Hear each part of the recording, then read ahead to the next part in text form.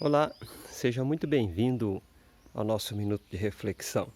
Você deve estar vendo aí atrás de mim essa linda rosa. Eu quis mostrar para vocês. É uma maravilha, né? A gente não consegue olhar para uma beleza dessa e não glorificar a Deus pela sua perfeição, pelas suas maravilhas, não é verdade? É, eu gostaria, antes de abordar o assunto de hoje, pedir para você, né, que tiver um pouquinho de paciência, para acessar lá o nosso canal, Minuto de Reflexão, curtir os nossos vídeos, dar o seu like, nos ajudar aí um pouco nessa lida, nesse trabalho, né? E eu agradeço você se você fizer isso, amém? Mas vamos refletir. Vamos, vamos falar hoje um pouco sobre o sentido do jejum.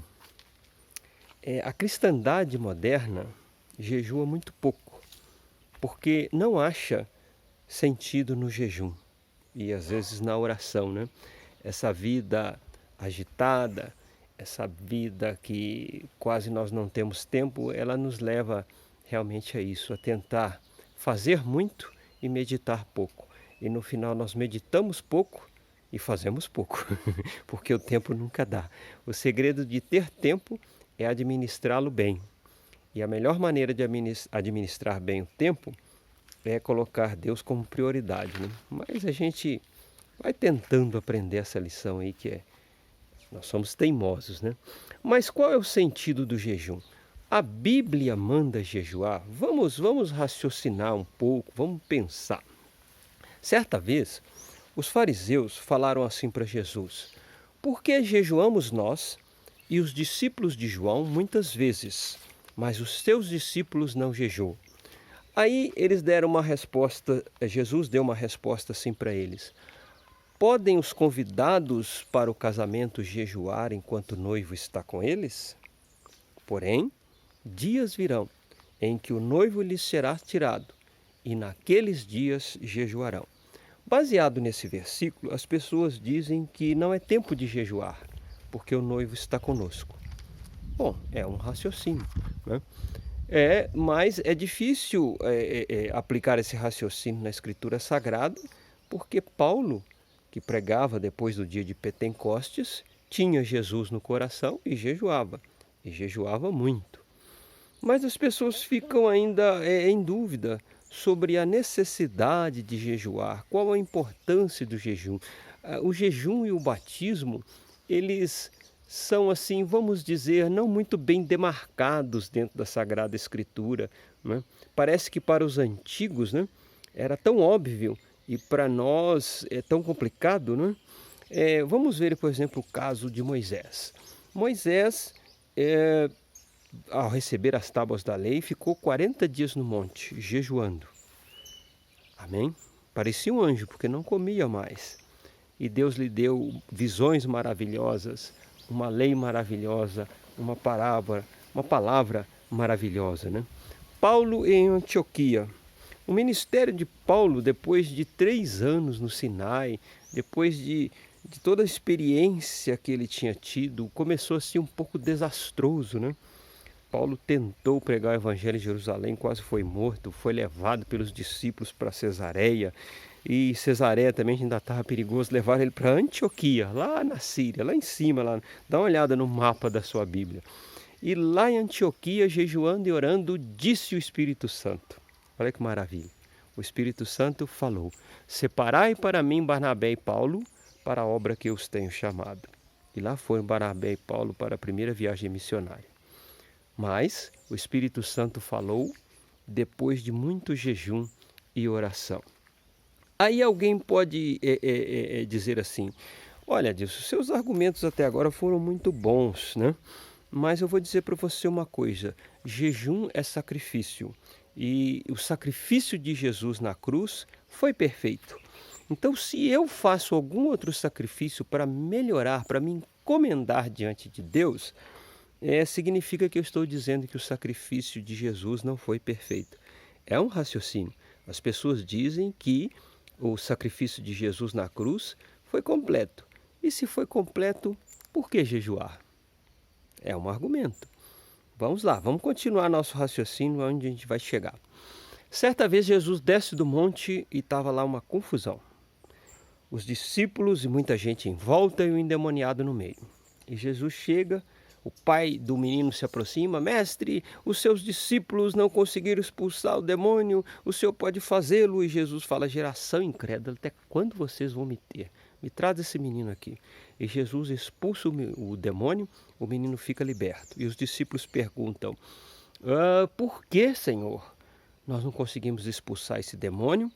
E Jesus responde: por causa da pequenez da vossa fé. Mas esta casta só sai com jejum e oração.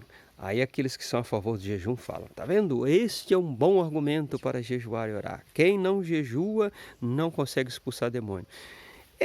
Eu vou dizer para você uma coisa, você vai ficar meio triste. Como que está o texto na sua Bíblia? Mas esta casta só sai com jejum e oração. Os textos mais antigos não possuíam essa adição. Não possuíam. Isso era uma nota de rodapé dos textos antigos. E com o tempo, os tradutores pegaram essa nota de rodapé e colocaram no texto. A resposta de Jesus foi: por causa da pequenez da vossa fé.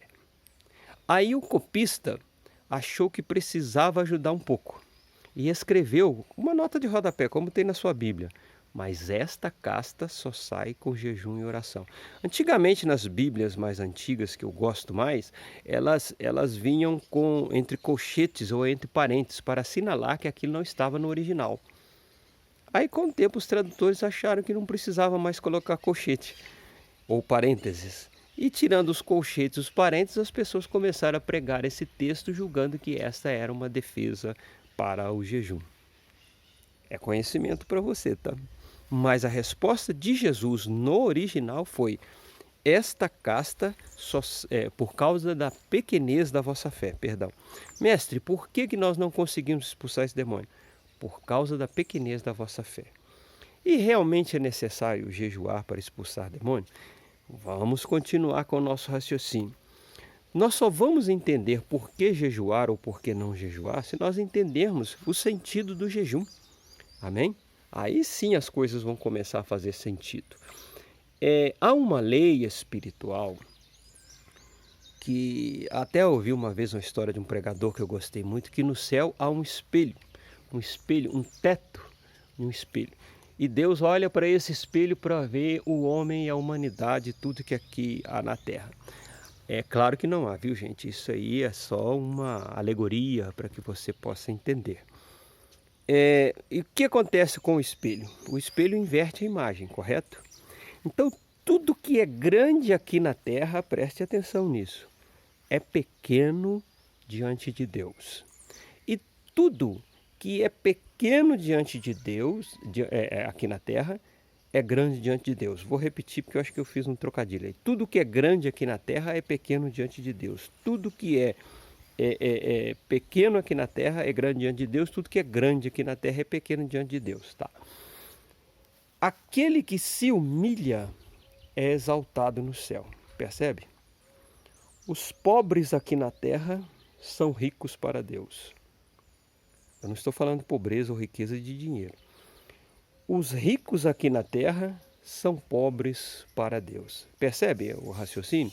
Então Deus vê tudo invertido. A chave para você ter as suas orações respondidas e a porta do céu se abrir para você é a humilhação. Olha o que a Bíblia fala de Jesus, que Jesus deixou a sua glória, veio habitar entre os homens, se humilhou até a morte de cruz, pelo que Deus o exaltou sobremaneira. Então olha o princípio de Jesus. Primeiro ele foi humilhado ao extremo, para ser exaltado ao extremo. Percebe como que funciona no céu? Se você chega em oração diante de Deus altivo, Deus não vai responder a você. Sabe por quê? Porque Deus resiste aos soberbos. Resiste. Imagina você fazendo pressão para cima e Deus fazendo pressão para baixo. Quem vai ganhar? Deus resiste aos soberbos, mas dá a graça aos humildes. Amém? Fique bem claro isso. Então você percebe que há um princípio espiritual, há uma dinâmica no mundo espiritual que trabalha contra a soberba e a falta de humildade. E qual é o papel do jejum dentro disso? O jejum é humilhação. Amém? Então, se você se humilha, Deus vai te exaltar, as suas orações irão fluir com mais facilidade. Jejum não é para completar a graça de Deus, não. O jejum não é para Deus, o jejum é para mim, o jejum é para você. Para quebrar o nosso orgulho, para nos humilharmos diante de Deus, para que Deus nos ouça. Nesse sentido, jejuar faz a diferença. Amém? Você já percebeu uma coisa? O que é o sacrifício? O sacrifício é a humilhação. Quando os antigos sacrificavam cordeiros, eles estavam se submetendo. Eu reconheço que eu pequei. Eu reconheço que o salário do pecado é a morte. Então, no meu lugar, eu vou oferecer um cordeiro. Humilhando, reconhecendo, submetendo-se à lei de Deus. Aí vem Jesus e diz assim: não precisa mais oferecer um cordeiro. O homem reconhece que errou, então eu vou me oferecer no lugar do homem, me submeter à lei do pecado e da morte. Jesus se humilhou porque ele se submeteu à lei do pecado e à morte. E qual é o problema do homem? O homem não se submete. Ele fala: eu não pequei, eu não errei. Ele ora diante de Deus e acha que Deus tem a obrigação de abençoá-lo.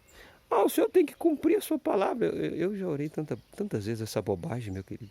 Deus vela pela sua palavra. Não precisa falar para ele cumprir a palavra dele, não, porque ele vai cumprir. Nós é que não cumprimos a nossa. Então, preste bem atenção nas suas orações. Quando você ora se humilhando diante de Deus, a resposta é certa. Quando você jejua se humilhando diante de Deus, paredes, bênçãos difíceis de alcançar se tornam possíveis de você alcançar por causa da sua humilhação. Está entendendo? Só para fechar a reflexão de hoje, só para você ficar pensando aí, para não ficar muito longo, deixa eu dar o último exemplo. Até o ímpio, quando jejua, Deus ouve. Eu vou te dar um exemplo. O rei Acabe, ele matou Nabode para ficar com a vinha dele. E Deus manda o profeta Elias falar: Nabode, eu vou destruir a sua descendência, eu vou apagar a sua geração da terra. Isso para um rei era muito humilhante, porque tudo que o rei queria é ter um descendente. Aí Acabe vai e se humilha, e põe pano de saco e cinza e jejua. Aí Deus fala para Elias: você está vendo como que Acabe se humilha perante mim?